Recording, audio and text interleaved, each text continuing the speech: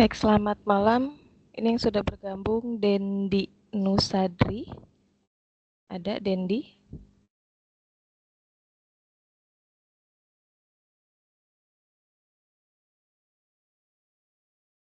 Dendi, adakah di sana?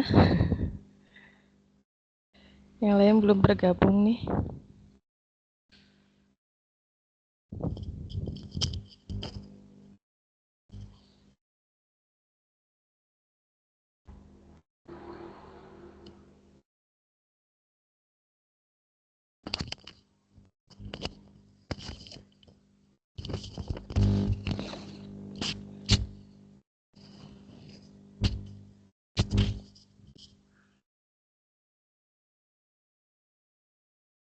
Baik, Dendi, gimana Dendi? Ada di sana? Ada Dendi?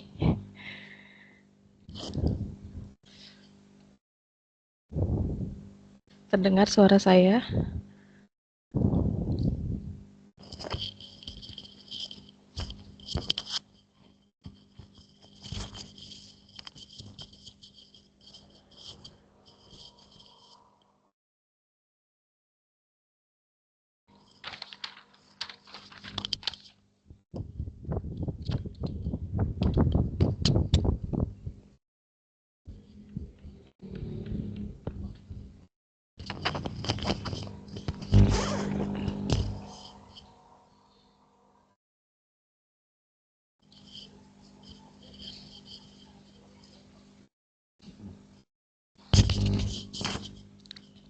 Oke, baik ya. Saya mulai saja ya. Assalamualaikum warahmatullahi wabarakatuh.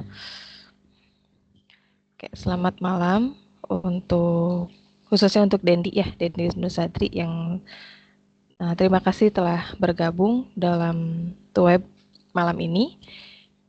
Ya, ini merupakan pertemuan Tuweb sesi kedua, di mana Tuweb pertama itu sudah dilaksanakan atau boleh disediakan oleh Prodi Sistem Informasi. Ya, nanti bisa dilihat kembali ada di aktivitas pertama itu untuk jadwal Tuweb satunya. Sekarang sudah mulai masuk ke aktivitas ke-7, di mana untuk aktivitas 6 dan 7, aktivitas ke-6 ini ada jadwal tutorial webinar kedua ya. Sebelumnya perkenalkan, nama saya Eka Fitriani. Saya selaku tutor mata kuliah pemrograman berbasis desktop. Jadi selama 1 semester ini saya mengampu 3 kelas, tapi mata kuliahnya sama, yaitu pemrograman berbasis desktop. Kemudian saya juga merupakan dosen tetap di Universitas Bina Sarana Informatika, program studi Sistem Informasi. Oke, selamat datang untuk Muhammad ya, mungkin ya, Muhammad Irwansyah. Terima kasih telah bergabung di tutorial webinar sesi kedua. Suara saya terdengar tidak? Terdengar, Bu. Nggak terdengar ya.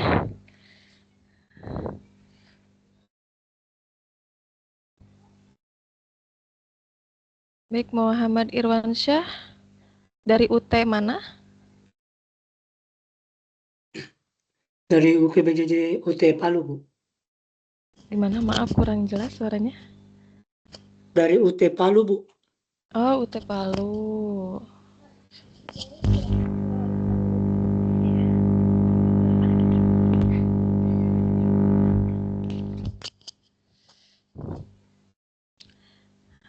Oke, Palu ya. Untuk Muhammad Irwansyah sudah ini upload tugas. Tugas sementara dibuat, Bu. Bagaimana suaranya kecil, maaf. Sementara dibuat, Bu, tugasnya. Oh, masih dibuat tugasnya? Iya. Oh iya, yaudah nggak apa-apa. Ya, disambi saja ya. Silakan sambil mengerjakan tugasnya, karena mengingat deadline besok ya Besok untuk ya. tugas, betul. Besok hari Senin jam 3. Ya berarti Jam 3 sore. kalau bisa upload. Diusahakan insya Allah.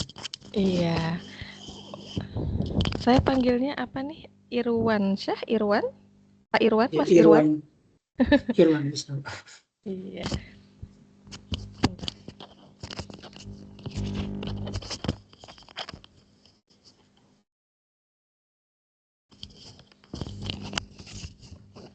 Irwan kesibukannya apa? Kerja? Selain Ya, ngampus. Oh, kerja. kerja Kerja di mana? di Dinas Kominfo. Oh, Dinas Kominfo. Oh, berarti emang udah biasa ngoding sepertinya. Kalau ngoding baru baru Oh, karena ah, kebetulan jadi ini kan lanjutan Bu dari D3. Kemarin lanjutan. D3-nya ambil TKJ. Oh, TKJ. Ya. Iya. Di Dinas Kominfo sebagai apa? Kebetulan saya di bidang persandian Bu, menangani cyber, Oh, cyber. insiden cyber. Ya. Iya, betul. Jadi sekarang ya kembali lagi dari semester 1 ya, mengambil sistem informasi berarti. Iya. Mm-mm. Tapi ambil yang non SIPAS Bu, istilahnya mata kuliahnya kita pilih sendiri karena kita lanjutan, tidak Oh, berdasarkan semester. gitu. Oh, iya, baik, baik. Baik. Untuk mata kuliah praktek ada apa aja? Ada administrasi jaringan dengan algoritma pemrograman. Oh, juga pemrograman. Iya. Terima kasih ya udah join di Ya, Bu. tutorial webinar yang kedua. Jadi silakan Bapak sambil saya panggilnya Bapak atau gimana nih? Ya, boleh Bapak. Gak apa-apa ya. Di sini kita sharing aja. Ini Ya, karena ada jadwal Tuweb 2. Tuweb 2 ini ya hanya review materi saja sih, untuk review materi dari aktivitas pertama sampai aktivitas ke-7. Paling nanti saya akan mereview materi sebentar ya. Kemudian nanti paling saya akan menjelaskan tentang um, coding atau shortcut yang ada di sebelumnya. Text editornya menggunakan apa? VS Bu, VS Code. VS Code. Oh iya, sama saya juga Ya, menggunakan VS Code ya. Takutnya menggunakan NetBeans atau yang lain karena sekarang emang yang lagi sering digunakan yang udah ini kan pakainya VS Code ya Pak ya. Ya. ya VS Code. Oke, silakan Bapak sambil kerjain tugasnya. Ya, Karena siap. kelas ini saya lihat emang baru 3 orang yang mengumpulkan tugas, sangat Ya, sedikit ya. Padahal untuk mata kuliah praktik ini khususnya yang pemrograman berbasis desktop, yang 50% kan kontribusi dari nilai tugas 1, tugas 2, dan tugas 3. Harus dikerjakan, harus di-upload sebelum batas waktu. Takutnya nanti kalau setelah batas waktu yang ditentukan sudah tidak bisa upload gitu ya. ya. Nah, takutnya nanti nilainya ya kurang maksimal lah nanti jadinya. Nah, mendapatkan grade-nya yang kurang maksimal. Ya.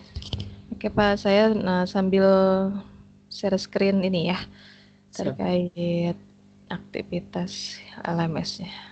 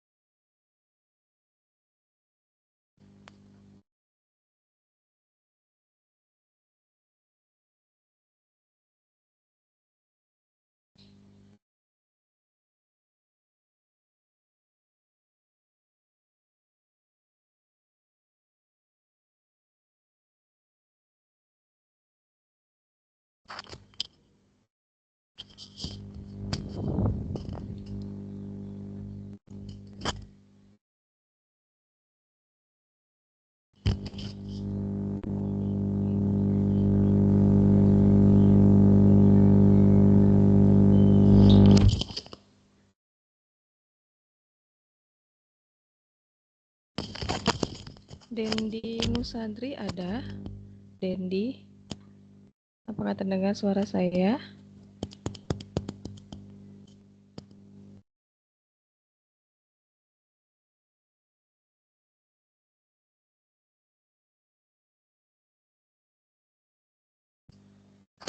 Masih silent ya, udah nggak apa-apa.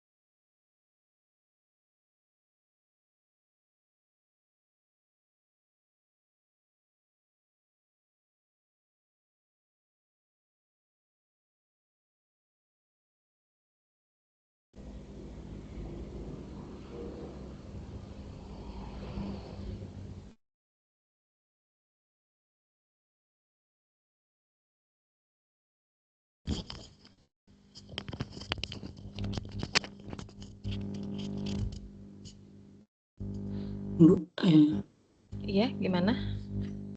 ini tugasnya Bu, sebenarnya programnya ini dibuatnya di ini ya, di sembarang ini, Visual Code bisa atau di NetBeans. Iya, boleh di mana aja. Nyamannya aja ngodingnya mau di mana, di text editor yang mana. Bebas kok, dibebaskan. Jadi mau di VS Code boleh, di NetBeans atau di yang lain boleh. Harus muncul seperti layar window begitu, atau dia bisa sebatas misal kayak di text editor kan itu ada, kita masukkan inputan saja Bu, misalnya. Inputan aja. Harus Nggak ada. perlu harus ada Jadi tampilannya Kak. enggak, jadi pada saat nanti di Wah, running kan itu nanti muncul inputannya, hasil runningannya ya. itu sih. Diusahakan harus ada video penjelasannya ya, karena kan saya lihat ketentuan tugasnya itu harus membuat video penjelasan dari codingan yang dibuat, gitu ya. Jadi diusahakan mahasiswa harus menjelaskan, gitu. Jadi jangan sampai cuman hanya merekam pada saat live coding saja, tapi harus sambil menjelaskan maksud dari codingan yang dibuat itu. Dan dilampirkan, harus melampirkan shortcode-nya juga secara terpisah. Boleh PDF, boleh di Word, atau dan lain-lain boleh. Gitu. Siap.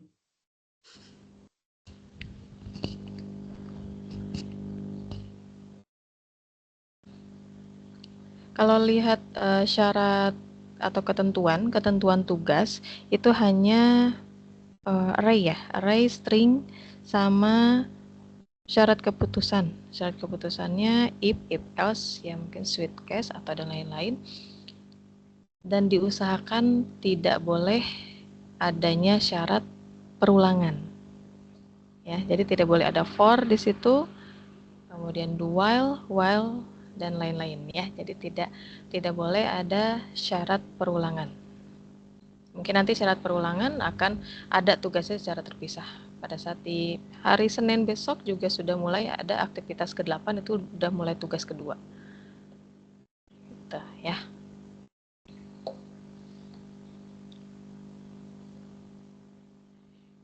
Oke, saya mulai buka LMS ya, akan mereview teori-teori dari aktivitas belajar 1 sampai ke aktivitas belajar ke-7. Sebentar.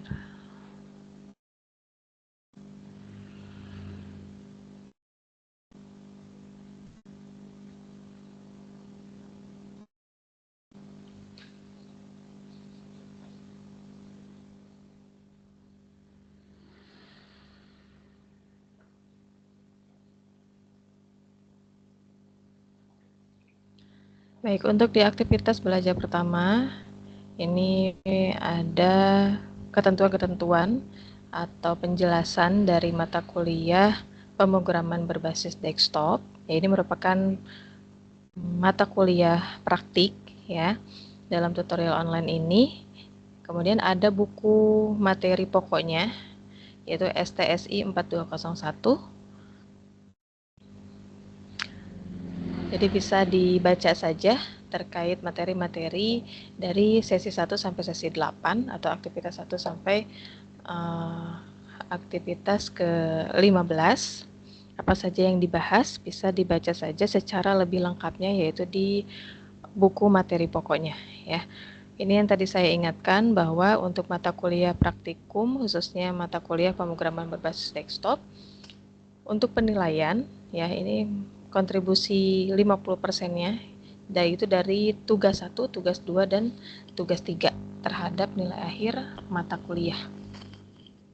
Sedangkan untuk 50%-nya lagi itu diambil dari nilai akhir mata kuliah atau diambil dari UAS. Ya, jadi nanti untuk UAS-nya teman-teman membuat satu program jadi ya aplikasi. Cuman untuk ketentuan program yang dibuat itu nanti dari UT yang menyediakan. Begitupun mungkin untuk segi penilaiannya juga. Jadi saya hanya memberikan penilaian yaitu dari tugas 1, tugas 2 dan tugas 3. Itu ya. Nah, ini jadikan perhatian, ya, menjadikan pengingat juga bahwa kalau tugas 1 saja tidak dikerjakan dari 3 tugas tersebut, maka nilai akhir mata kuliah pasti menjadi E. Ya. Jadi diharapkan teman-teman yang belum mengumpulkan tugas, silakan kerjakan dari sekarang. Kalau emang sambil mengerjakan boleh, silakan ya. Sebelum batas waktu yang ditentukan, diusahakan harus sudah upload. Ini untuk aktivitas belajar 1 sampai 7 kita membahas tentang konsep pemrograman berorientasi objek, tipe data, variabel, identifier dan keyword, array dan string. Kemudian ada struktur keputusan if else, dan ada juga struktur keputusan if else. Nggak kelihatan, Bu. Gimana? Nggak kelihatan screen-nya. Oh, nggak kelihatan. Ya. Padahal saya udah share screen. Sebentar. Belum muncul ya berarti ya? Belum, Bu. Sebentar.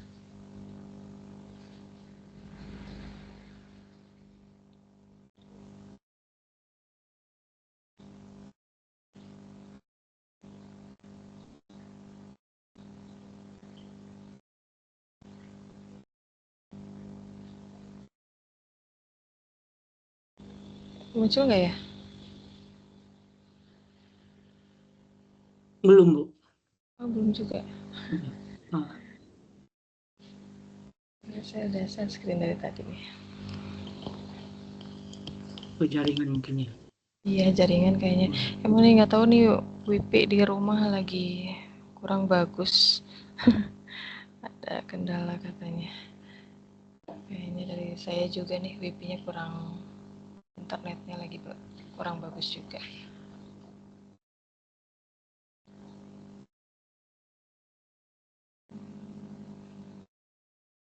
Belum muncul juga ya? Belum, Bu.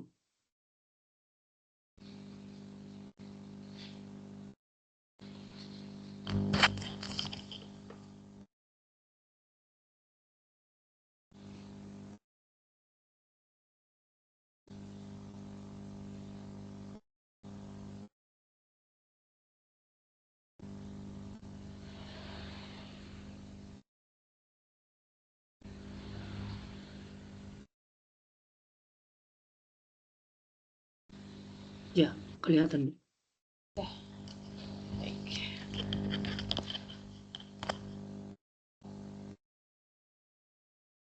Oke.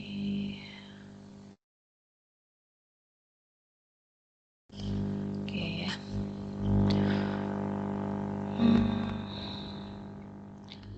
Oke, saya lanjut. Ini pelaksanaan mata kuliah berpraktik, mata kuliah PBD ya. Mulai besok hari Senin ini sudah mulai ada tugas kedua, ya, pembukaan untuk mengerjakan tugas kedua, dan batas akhirnya sampai nanti di aktivitas ke-11. Jadi sama kayak tugas pertama ya, batas akhirnya sama.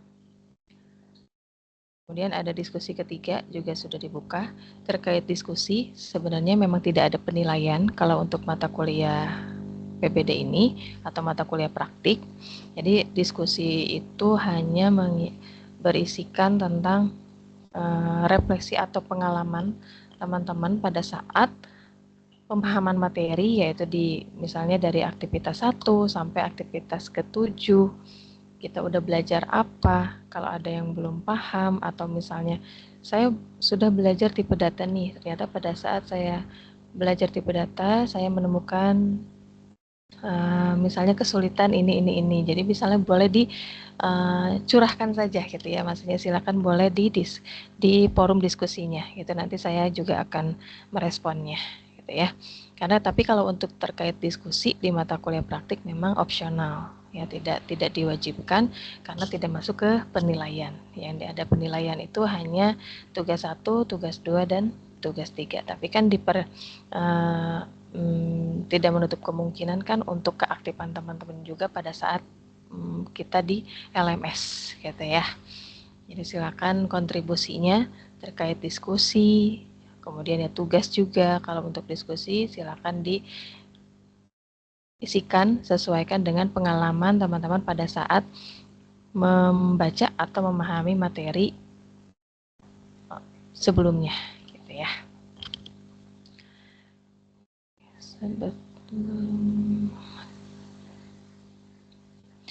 Oke, ini untuk pertemuan pertama itu tentang konsep dasar dari Java ya atau OOP.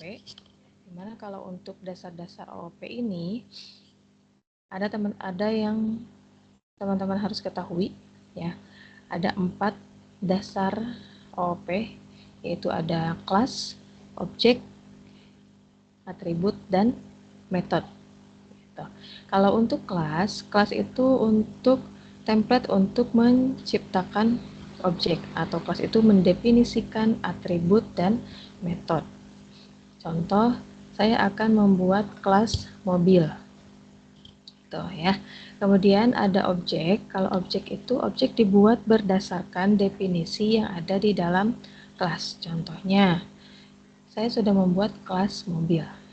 Kemudian saya membuat objek yaitu mobil A ya, berwarna merah dan kecepatannya 100. Jadi mobil A itu dia mempunyai nilai yaitu berwarna merah dan kecepatannya 100. Gitu ya. Kemudian ada lagi atribut. Kalau untuk atribut itu data yang dipresentasikan karakteristik dari suatu objek tersebut. Misal ada kelas mobil.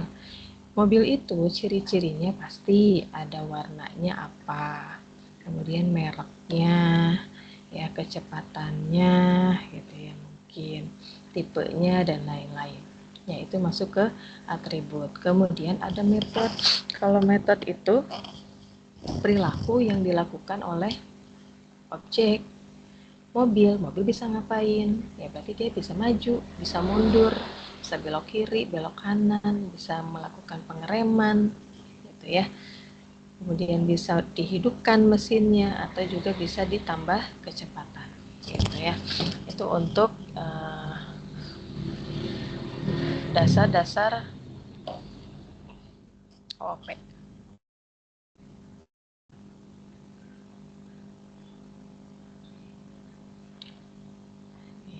Yang tadi saya jelaskan ini ya, ini untuk contoh OOP-nya, yaitu yang ada di objeknya, yaitu mobil, kelasnya mobil, metodenya, ya, cara kerja dari mobil itu bisa maju, mundur, misalnya ya. Kemudian untuk propertinya, ini ternyata mobilnya termasuk mobil Toyota, misalnya. Terus ini ada sedan, warnanya merah. Untuk eventnya, ini bisa ditabrak, bisa didorong, misalnya, dan lain-lain. Ya, ini contoh dari OOP. Ada perbedaan pemrograman prosedural dan pemrograman berorientasi objek. Kalau untuk prosedural, diselesaikan dalam bentuk prosedur atau metode. Program merupakan urutan-urutan instruksi, kemudian kalau program dipecah-pecah ke dalam subprogram yang lebih sederhana, fokus utama pada prosedur dan metode. Metode dan prosedur digunakan untuk memanipulasi data. Kalau untuk PBO, metode dan data menjadi satu kesatuan yang disebut objek. Gitu ya. Kalau objek-objek dalam PBO dia bersifat aktif. Kalau untuk prosedural dia bersifat pasif. Oke, ini untuk tahapan kompilasi. Tahapan kompilasi itu membaca shortcode program yang ditulis dari memori komputer, kemudian mengubah shortcode tersebut menjadi objek kode, kemudian menghubungkan link objek kode dengan library yang dibutuhkan. Ya, kemudian setelah itu baru filenya yang bisa dieksekusi. Ini contoh yang di atas, ini contoh pemrograman menggunakan bahasa C++ ya. Soalnya ada include stdio.h. Gitu ya. Printf berarti kan dia untuk mencetak kata hello world. Gitu. Contohnya. Nah, ini untuk proses instalasi, ya teman-teman berarti sudah melakukan instalasi program Java-nya. Tergantung kenyamanan dari teman-teman, mau menggunakan NetBeans boleh, mau menggunakan misalnya text editornya Visual Studio Code boleh, ya. Yang penting teman-teman bisa menggunakan aplikasinya tersebut. Nyamannya di situ ya boleh, silakan ya. Ini untuk aktivitas belajar pertama. Saya lanjut ke aktivitas belajar kedua. Aktivitas belajar kedua itu membahas tentang tipe data. Ya, tipe data secara umum dalam pemrograman itu pasti ada yang namanya integer, karakter, misalnya string, boolean, float, dan masih banyak lagi ya. Kalau untuk karakter itu dia menampung hanya satu karakter khusus saja, ya misalnya A, B, atau C gitu ya. Ini mohon maaf ya, sepertinya internet saya kurang bagus nih, ya agak loadingnya agak lama.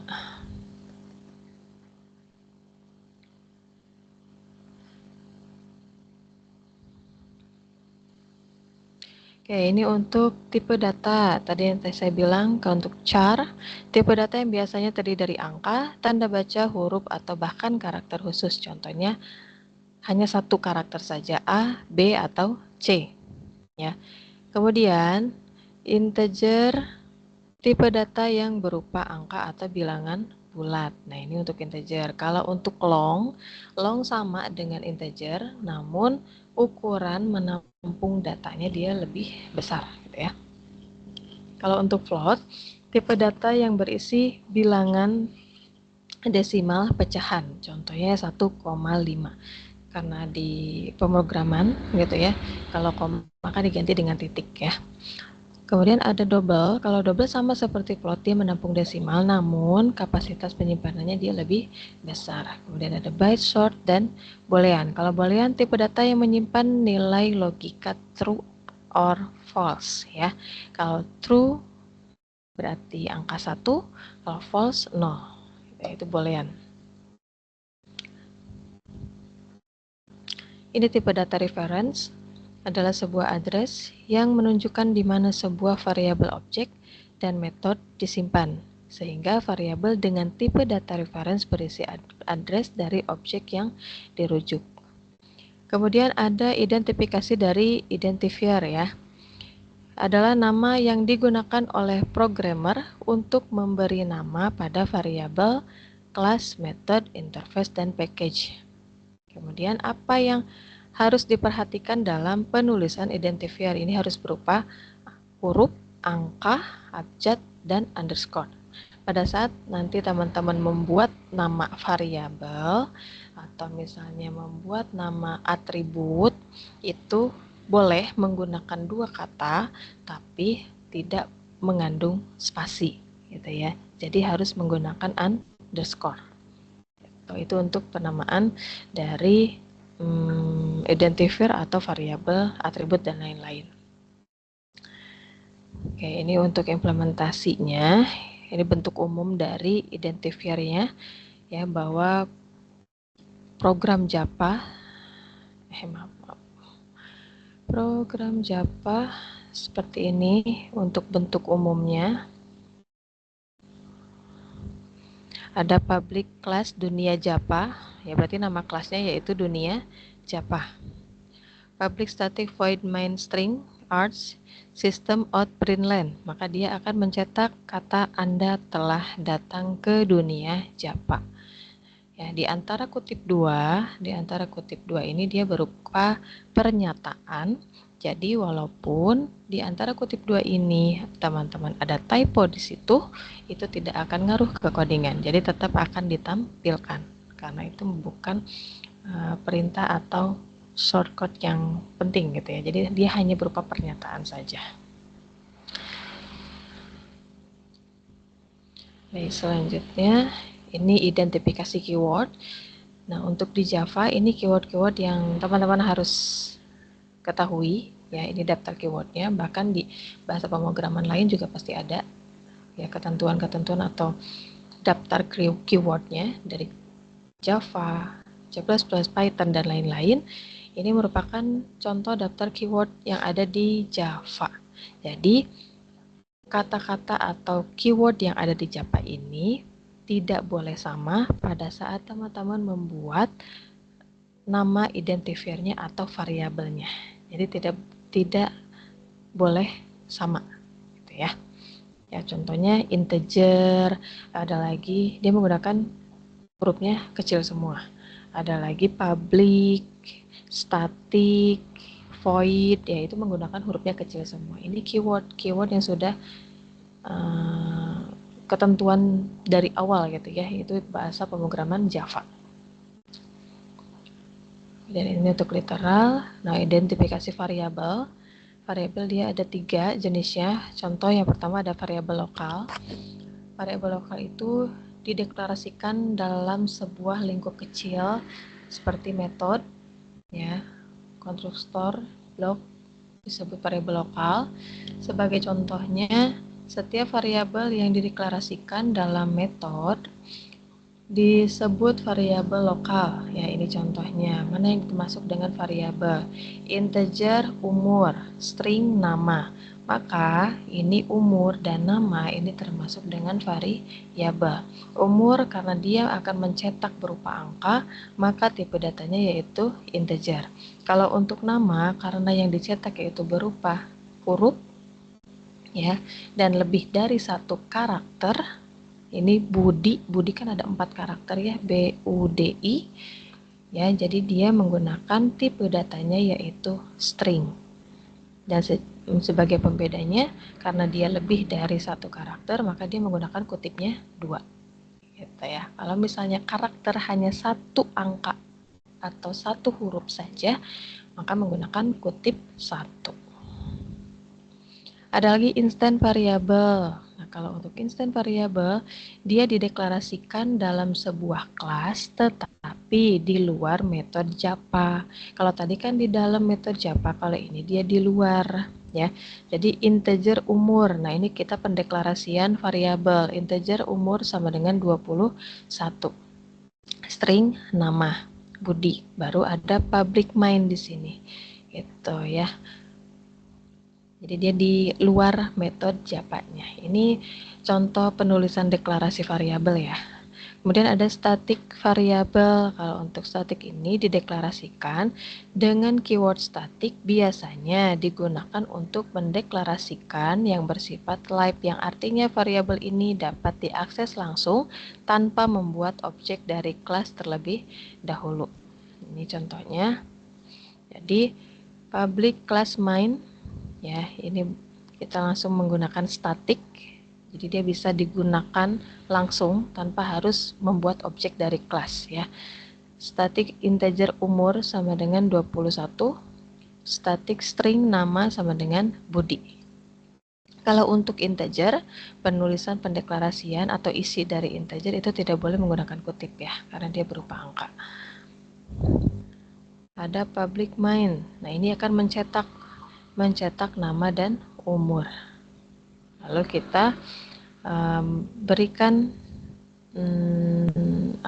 objek main A sama dengan new main. Ada lagi main B sama dengan new main. Maka dia akan mencetak yaitu dari objek A dengan objek B. Ya. Kemudian ada lagi pendeklarasian variabel. Nah, ini contohnya ada integer bilangan, char, karakter, float, bilangan desimal, ada boolean yaitu status. Ya. Operator banyak ya. Ada operator aritmatika, ini contoh operator aritmatika, ada penjumlahan, pengurangan, perkalian, dan lain-lain. Ya. Kemudian ini ada operator relasional. Kalau operator relasional itu sama dengan, tidak sama dengan, lebih besar, lebih kecil, kemudian lebih besar atau sama dengan, dan lebih kecil atau sama dengan. Ada lagi operator kondisional. Kondisional itu and or not ya, and or not. Ada lagi bitwise. Kalau ini untuk ya and or not sama ya. Ada lagi operator assignment.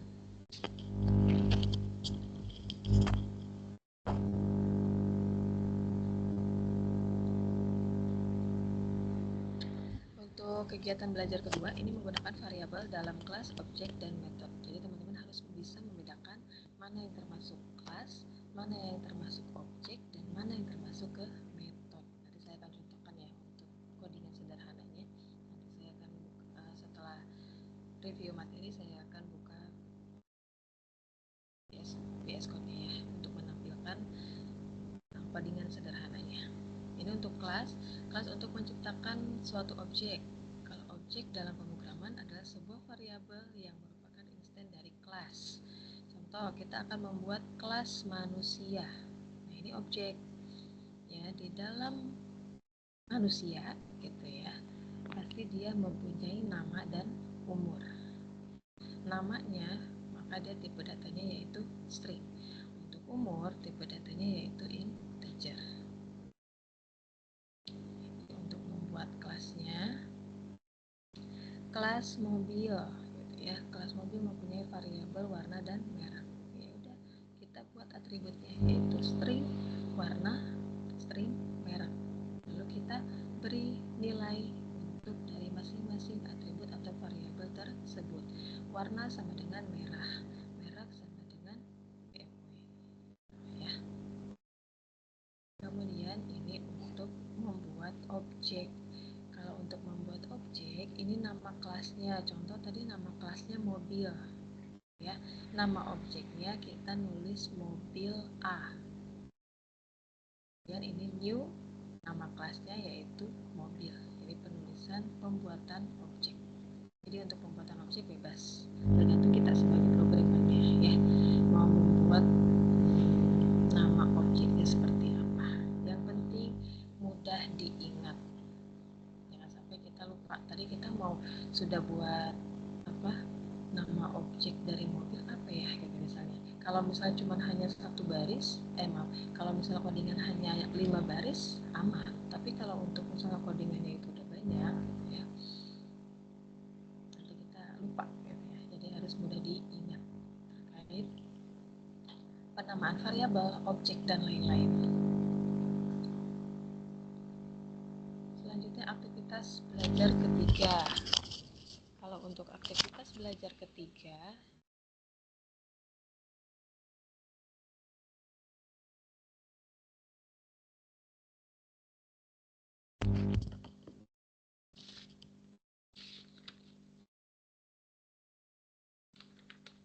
dan ini termasuk ke array ya, array dan string.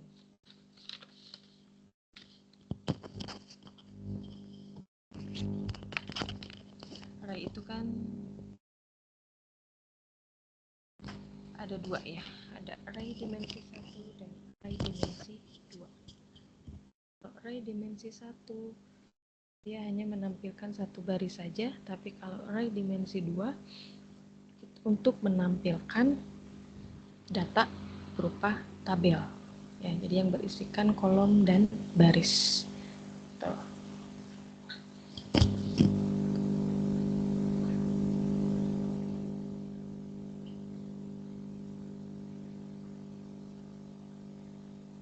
Ini untuk array dimensi 1, contoh pendeklarasiannya ya.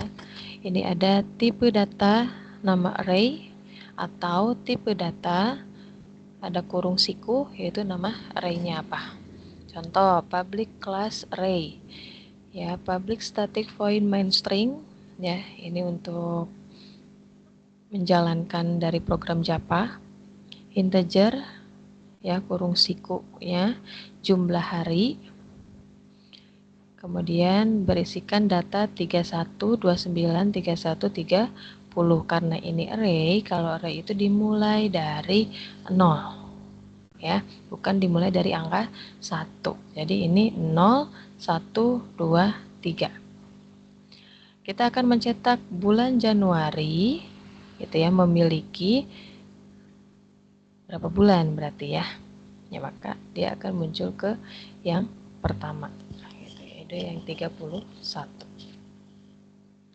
Kalau untuk array dimensi 2, kalau untuk array dimensi 2 itu dia kita akan menampilkan data namun berupa tabel gitu ya. Jadi ada baris dan kolom. Dan menggunakan kurung sikunya pun 2 gitu. Itu sebagai penanda baris dan kolomnya ya. Ini integer nilai 10, 12, 11 dan 14. Ini 0, 1, 0, 1 ya. For integer i sama dengan 0, i kurang dari nilai length, kemudian i plus plus. Kemudian ada for lagi, for integer j sama dengan 10, j kurang dari nilai, kemudian ada lagi j plus plus. Maka dia akan menampilkan nilai dari i dan nilai dari j. Maka akan ditampilkan dan berupa ke bawah berarti ya. Jadinya 0, 10, 12, 11, 14. Cuman dia berbentuk tabel. Untuk identifikasi string. Kalau untuk string adalah kelas yang menangani deretan karakter. Ini untuk pendeklarasian string ada 3 macam. Ya, contoh yang pertama string kurung siku nama titik koma. Ya, cara yang kedua string nama kurung siku titik koma, atau cara yang ketiga boleh string kurung siku nama sama dengan new string. Ini 5 itu batasan karakternya ya. Batasan karakternya maka dia ada 5. Ini identifikasi string. Ini Ini untuk contohnya. Kemudian ada metode pada array dan string. Ya, metode pada Java adalah kumpulan pernyataan yang dikelompokkan bersama-sama untuk melakukan operasi. Ini objek memiliki data, ada atribut dan metode. Kalau metode itu tingkah laku dari objek, atribut itu ciri-ciri dari objek. Contohnya, saya akan membuat kelas yaitu senjata. Kira-kira senjata itu mempunyai ciri-ciri apa? Berarti dia masuk ke atribut ya. Ciri-ciri senjata itu dia misalnya mempunyai jumlah peluru, jenis, nama senjata, berat, dan warna. Kemudian kita buat metodenya. Apa yang bisa dilakukan oleh senjata tersebut? Oh, ternyata dia bisa melakukan tembak, lempar, kurangi peluru, tambah peluru misalnya, atau reload. Ya, seperti itu. Ini kelas dalam metode tadi pada saat kita pembuatan kelas senjata, kita implementasikan pada sebuah codingan, maka akan seperti ini ya. Kelasnya senjata, stringnya nama, integer, jumlah peluru. Ini harus ada titik koma ya. Kemudian ada metodenya yaitu tembak gitu ya.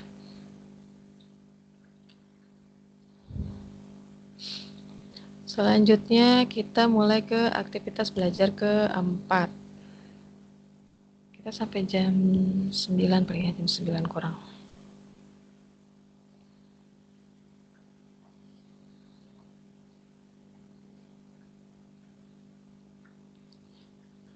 Untuk Pak Irwan memang belum upload tugas sama sekali atau revisi dari saya? Soalnya ada beberapa juga yang saya revisi.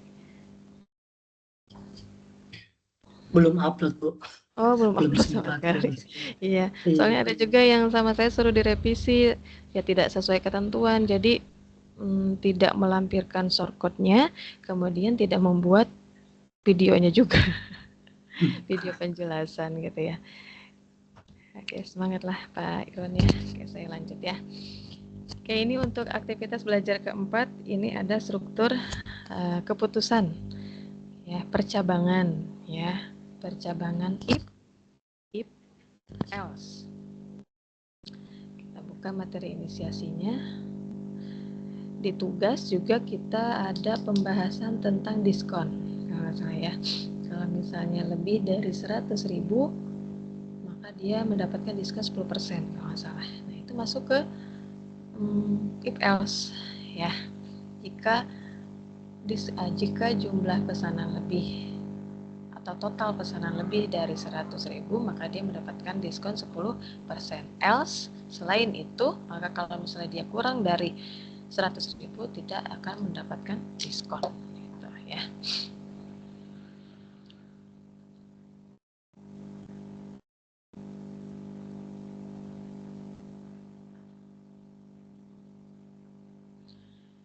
Kegiatan belajar 1, ini yang pertama ada struktur if. Kalau percabangan if itu percabangan yang hanya memiliki satu pilihan saja.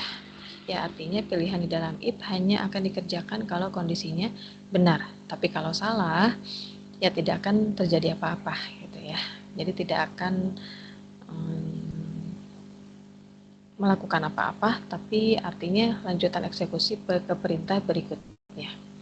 Ini contohnya integer usia yaitu 20 ya. Sudah ada pemberian nilai di sini untuk variabel usia yaitu sama dengan 20.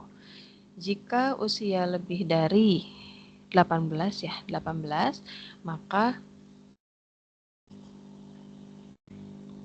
sistem outprint yaitu lebih dari 18. Ini pernyataannya sudah benar gitu ya. Jadi dia akan mencetak dari eksekusi yang pertama atau ekspresi atau pernyataan atau kondisi yang pertama karena sudah bernilai true, benar ya. Kalau untuk if else pastinya itu ada benar atau salah atau lebih dari satu kondisi ya. If ekspresi ini pernyataan benar. Jadi misalnya jika saya lapar, saya makan, itu benar. else saya tidur. Nah, misalnya seperti itu. Logikanya kalau kita lapar itu pasti kita makan. Else selain pilihan yang di atas, ternyata saya tidur gitu ya. Itu yang pilihan terakhir pasti salah. Karena kalau kita lapar itu pasti makan gitu.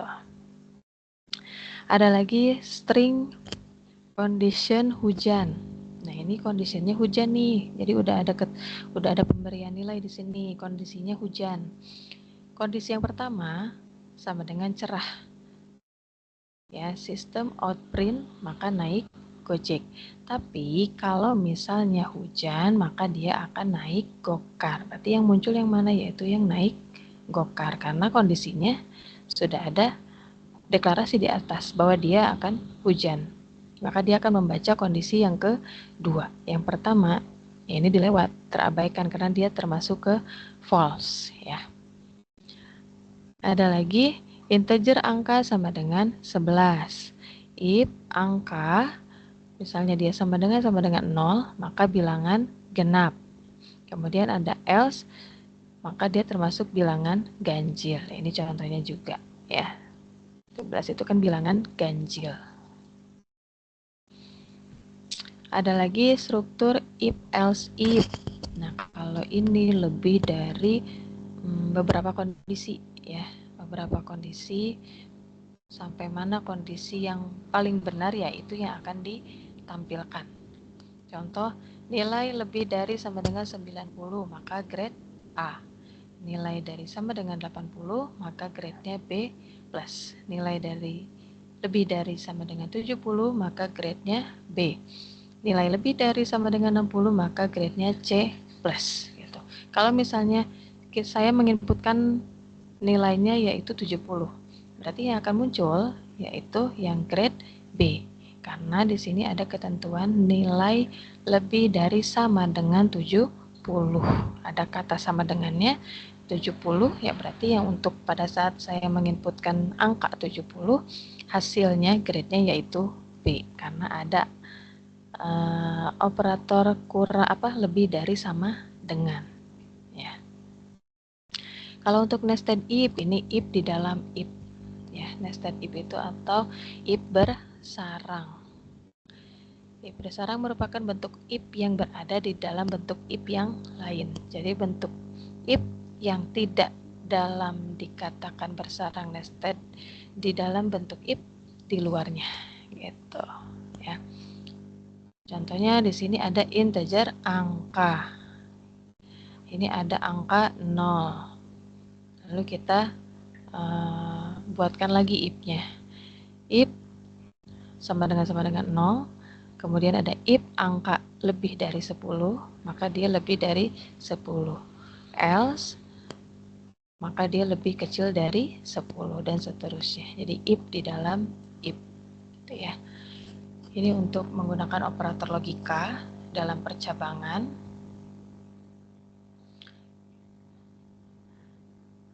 Kalau misalnya SIM-nya false dan STNK-nya true, berarti dia tidak mempunyai SIM-nya 0 gitu ya, STNK-nya 1. Jika SIM sama dengan true, maka STNK true juga, maka dia tidak akan ditilang. Ya, kalau SIM dia punya, STNK punya, pasti dia tidak akan ditilang. Tapi kalau misalnya SIM tidak punya misalnya atau SIM punya kemudian STNK tidak punya maka dia pasti akan ditilang gitu. Ini operator logika atau boolean ya yang mengandung true or false.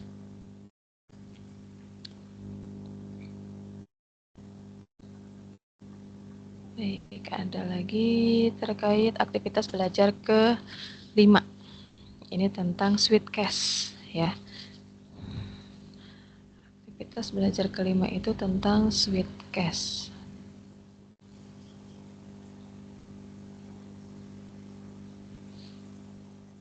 Maaf, saya bahas tugas dulu sebentar.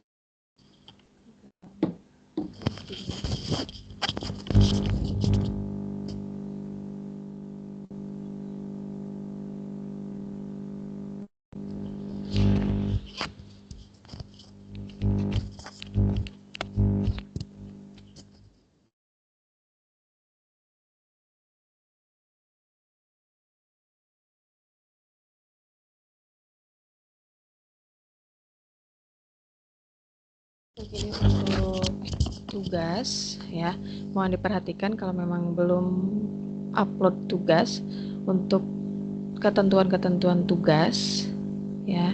Ini kita membuat inputan menu restoran. Program harus memiliki data menu makanan dan minuman beserta harganya. Data ini dapat disimpan dalam sebuah array.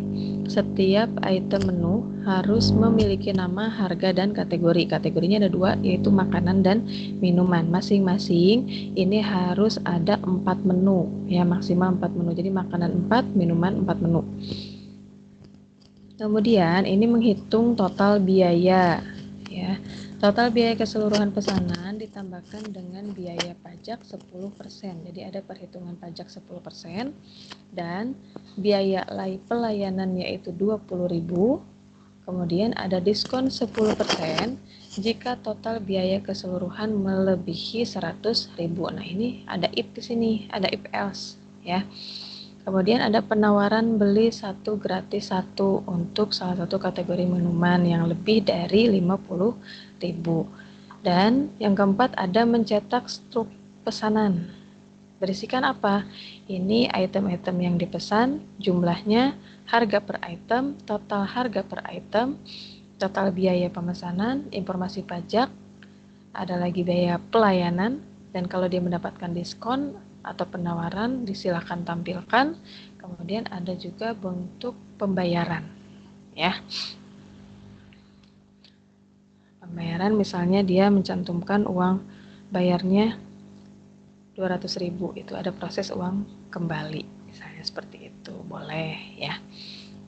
Kemudian ini petunjuk pengerjaan tugasnya ya. Jadi membuat 2 kelas ya.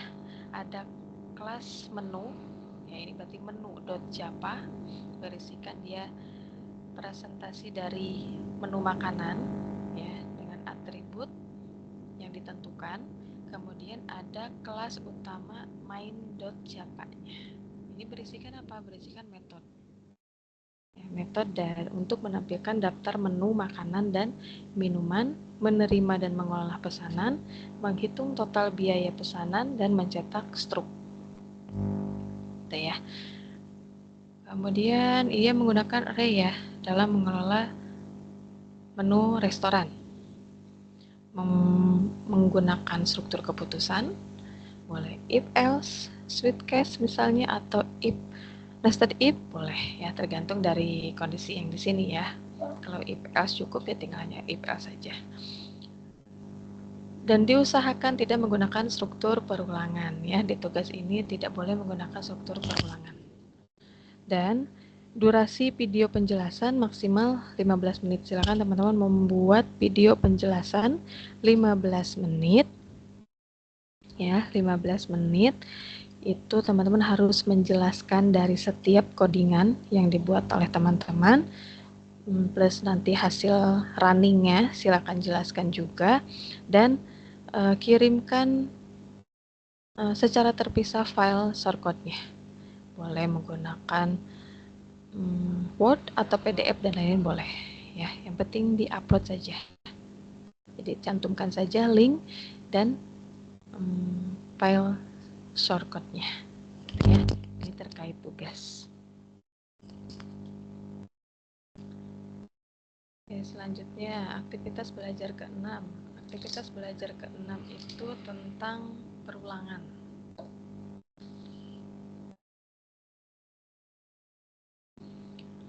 Perulangan ada perulangan for each, while, dan do while. Ya, saya buka dulu materi inisiasinya.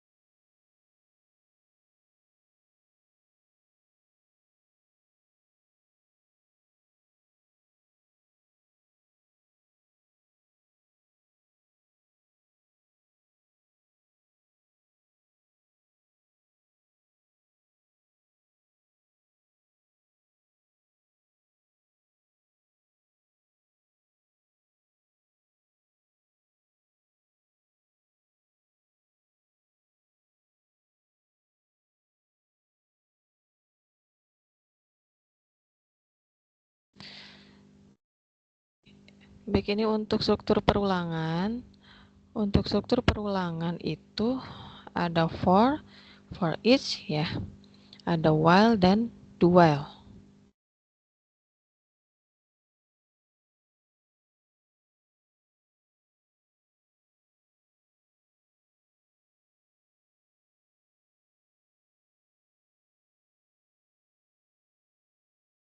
Oke, ini untuk perulangan for.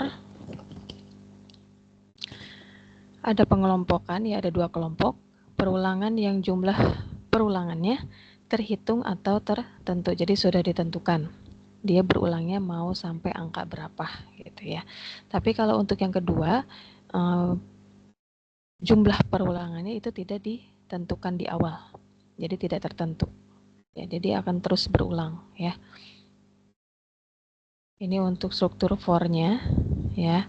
Ada for dalam kurung start, titik koma, condition, titik koma, dan increment. Nah, ini contohnya bahwa untuk perulangan for, contoh integer i ya. Kemudian ini bentuk umum dari for i sama dengan 1. I kurang dari 10 ya.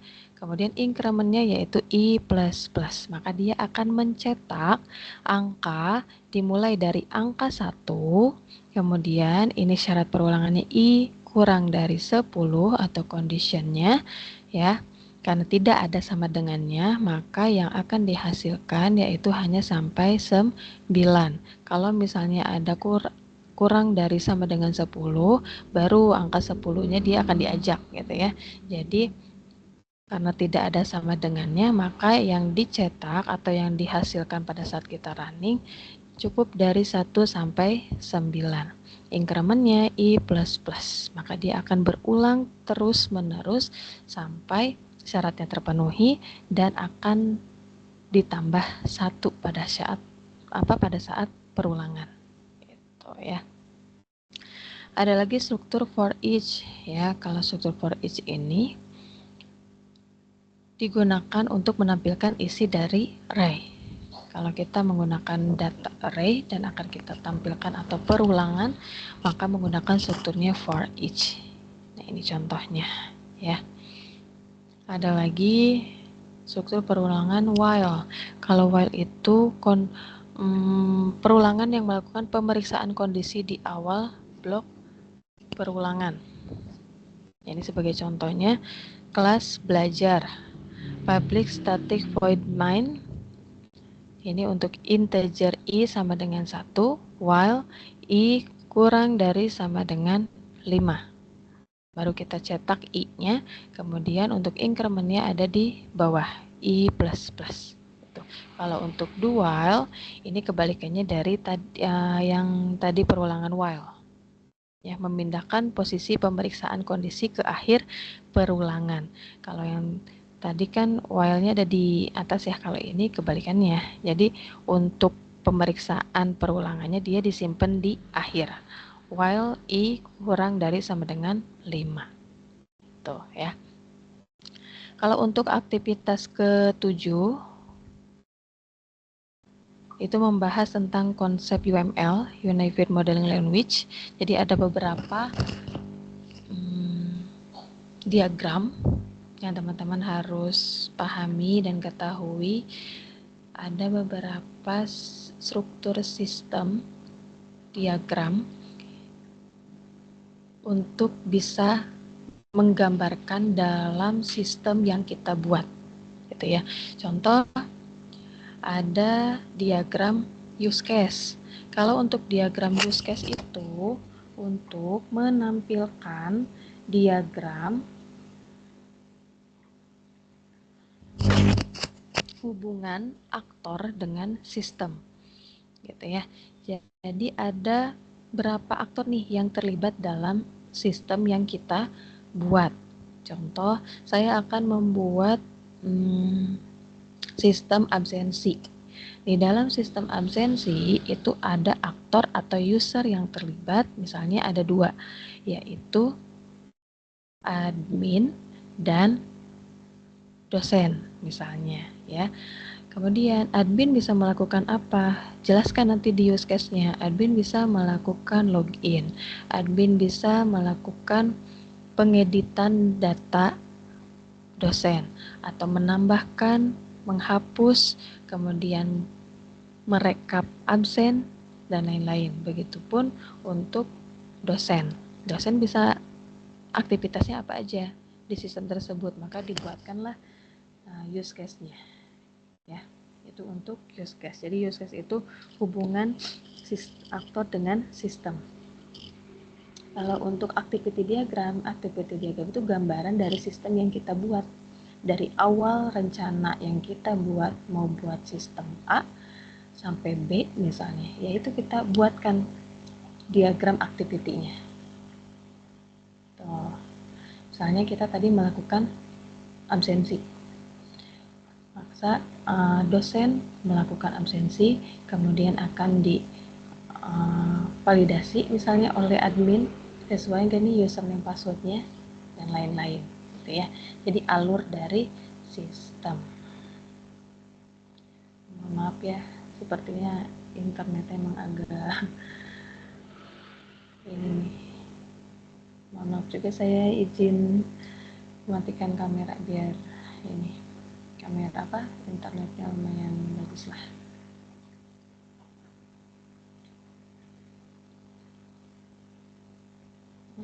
Nah ini kelas diagram.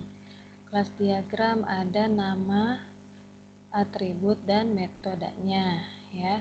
Atribut dan metode dapat memiliki salah satu sifat berikut, yaitu private, protect, dan public. Kalau private berarti dia tidak bisa, pada saat kita pembuatan kelas itu tidak bisa dipanggil di luar kelas yang bersangkutan. Tapi kalau protect, dia bisa dipanggil oleh kelas yang bersangkutan tapi terhadap anak-anak yang mewarisinya.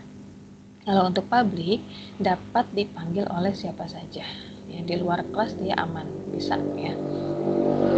Di kelas diagramnya contoh ada user dan buku. User itu mempunyai atribut username dan password. Buku mempunyai atribut nomor buku, nama buku, dan pengarang.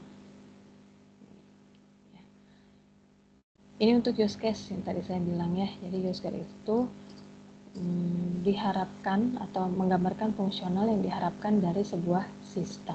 Wajib diketahui adalah apa yang diperbuat sistem dan bagaimana sebuah sistem itu berjalan. Ini yang berbentuk seperti orang, ya ini aktornya, aktor yang terlibat dalam sistem yang kita buat. Ini use case-nya, aktivitasnya ada apa saja.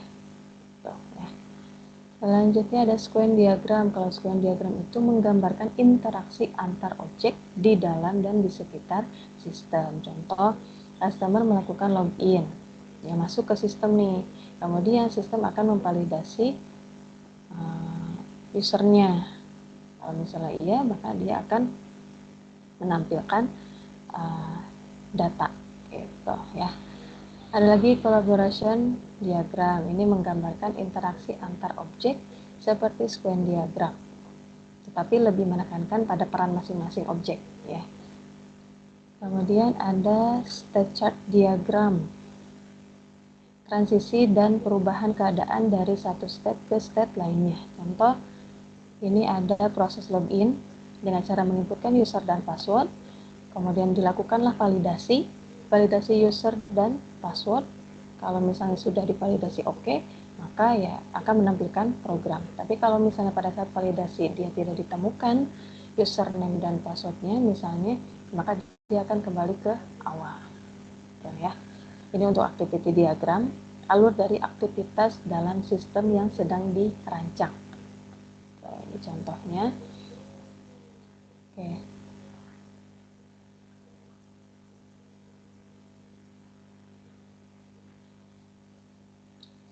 Itu untuk review materi ya, review materi dari pertemuan dari aktivitas belajar pertama sampai aktivitas belajar ke-7. Ini saya akan menampilkan ya contoh sederhana saja.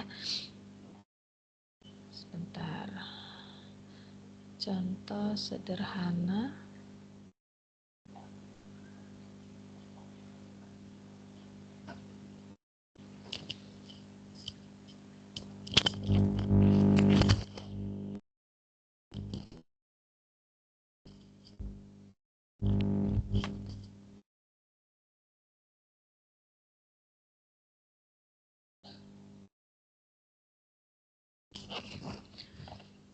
Contoh sederhana,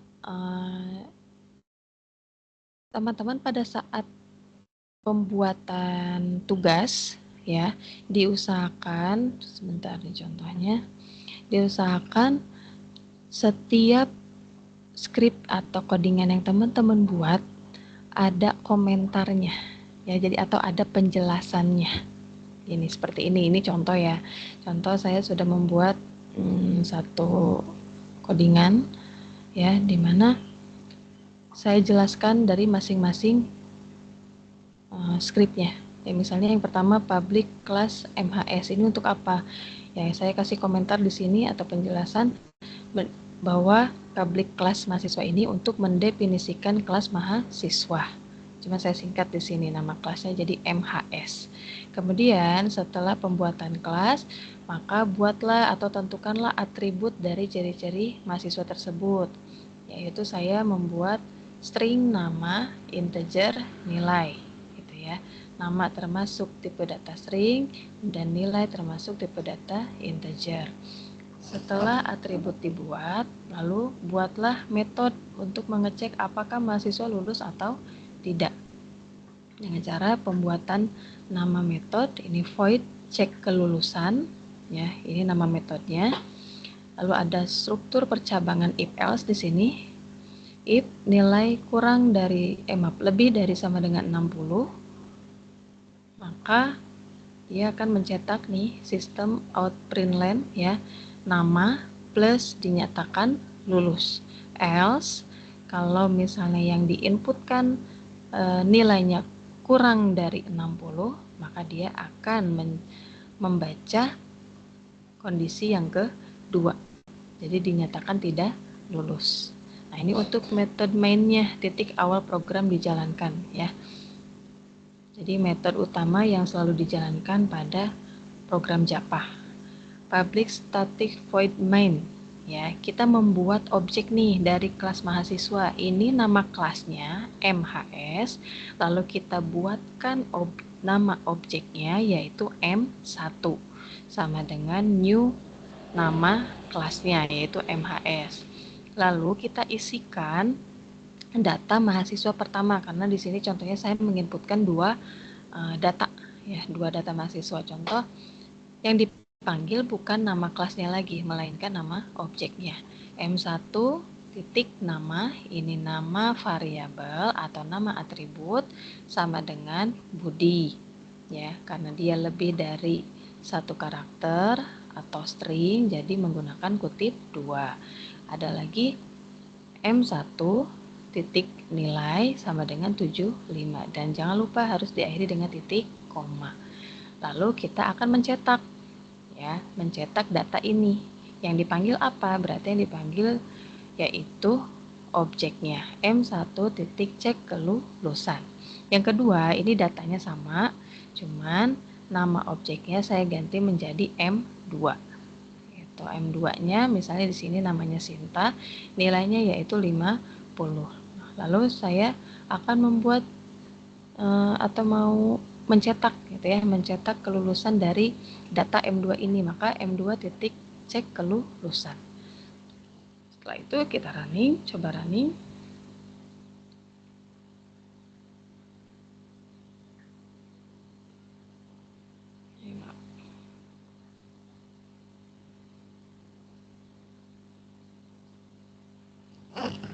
Agak lama kayaknya.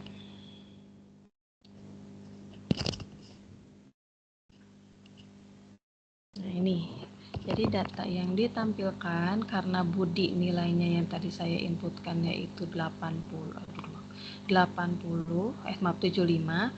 jadi Budi dinyatakan lulus, maka dia akan membaca yang awal, yang ini ya, if yang pertama, kondisi yang pertama. Tapi kalau untuk Sinta, karena tadi nilainya kurang dari 60, yaitu yang saya inputkan yaitu 50, maka Sinta dinyatakan tidak lulus. Jadi dia membaca kondisi yang kedua. Gitu. Ini contoh sederhananya, program sederhana mulai dari penamaan kelas, objek, kemudian penentuan atribut, kemudian ada juga pembuatan metode ya, Ini untuk struktur percabangan if else, ya.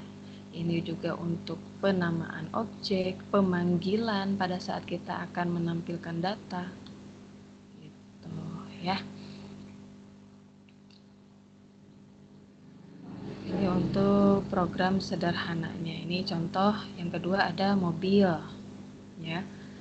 Kelas mobil, nama kelasnya berarti mobil. Atributnya yang saya cantumkan yaitu merek dan warna. Lalu ada metodenya yaitu tampilkan info. Sistem outprint line, kita akan menampilkan merek, ya, merek plus, nah ini nama atributnya. Kalau yang jadi sebagai catatan, kalau pada saat ngoding, kalau dia di luar kutip 2, ini berarti sangat berpengaruh pada codingan, ya. Karena apa? Ini harus sama.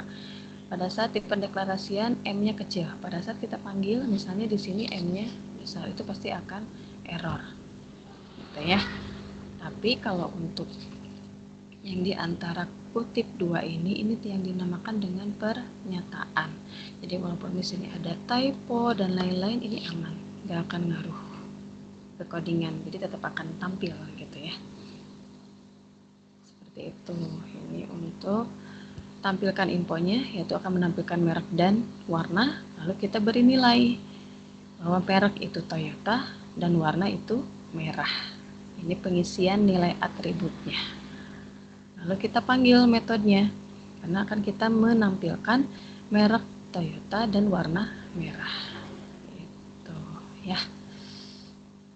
Sampai sini ada yang mau ditanyakan terlebih dahulu, silahkan. Untuk Dendi Irwansyah bagaimana? Aman ya untuk pengerjaan tugasnya? Mungkin disambil mengerjain tugas ya. Saya sebenarnya masih bingung. Bingung gimana? Ini dari contohnya Bu, ini kan ini baru ya ngoding di Java ini. Untuk susunannya, apakah kita buat kelasnya dulu atau bisa ini public static void-nya ini yang di atas? Kita buat Public public class class-nya dulu. kelas dulu ya. Ya, kita mengingat ketentuan tugas. Kita kan harus membuat 2 kelas, ya. Oh iya, Ada kelas apa ya? Kelas menu kalau nggak salah. Kelas kelas menu. menu ya. Menu.java berarti, terus yang kedua ada main.java. Iya. Berarti membuat 2 kelas. Gitu. Awalnya di bayangan saya ada 2 ini Bu. Ada 2 file. Dibuatkan 2 file juga boleh. Tuh runningnya sama saja ya Mbak? Bisa. Bisa. Sama saja kok.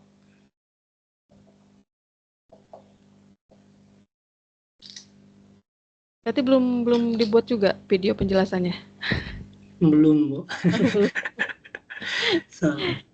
Iya, Semoga besok kerja terkejar dong. Bu. Besok kerja. Iya, besok masuk kerja lagi Bu. Iya, kerja pagi. Iya. Ya, sekarang kalau bisa begadang ya begadang dulu. Besok jam 3 kan maksimal. Karena saya juga sebagai tutornya katanya bisa menginputkan atau memberikan nilai ya sebelum jam 3 itu juga. Ya mudah-mudahan sih ada perpanjangan waktu ya, ada perpanjangan waktu untuk semoga upload tugas. Harapannya begitu sih Bu. Iya. Tapi besok juga udah mulai muncul nanti di aktivitas ke-8. Udah tugas kedua udah muncul tuh nanti. Ya cuma kalau tidak selesai pasti menumpuk tugasnya. Menumpuk terus jadinya ya. Ya. Itulah yang saya alami juga, yang namanya mahasiswa tuh kan pengennya mepet. Mepet terus. Kalau nggak mepet tuh nggak asik. Aja mepet terus. Ini juga kan ya. Sambil kerja terus ambil 8 mata kuliah lumayan. Lumayan juga. Berapa mata kuliah berarti? 8? 7?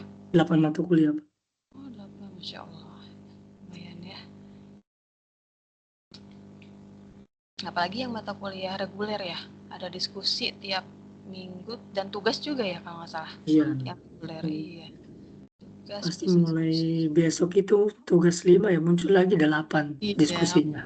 iya betul.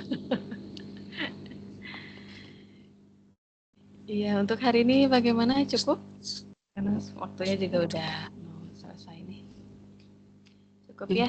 Nanti Kalau untuk untuk grup WA-nya enggak ada Bu ya?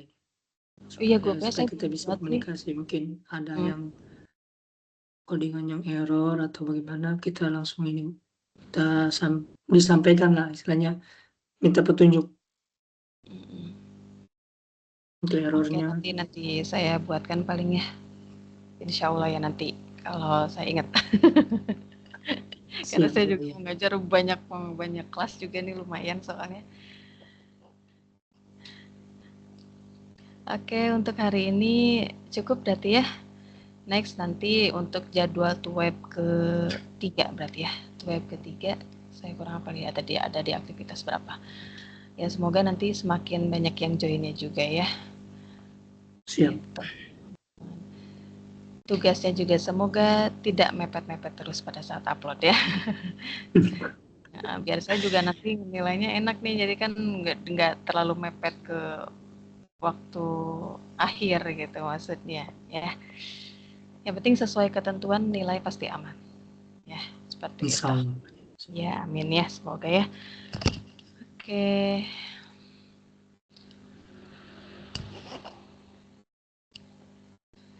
Baik, cukup ya untuk hari ini. Terima kasih Dendi, Irwan sudah berkenan hadir di pertemuan web kedua. Mudah-mudahan nanti di pertemuan web ketiga juga semakin banyak ya teman-teman yang hadirnya.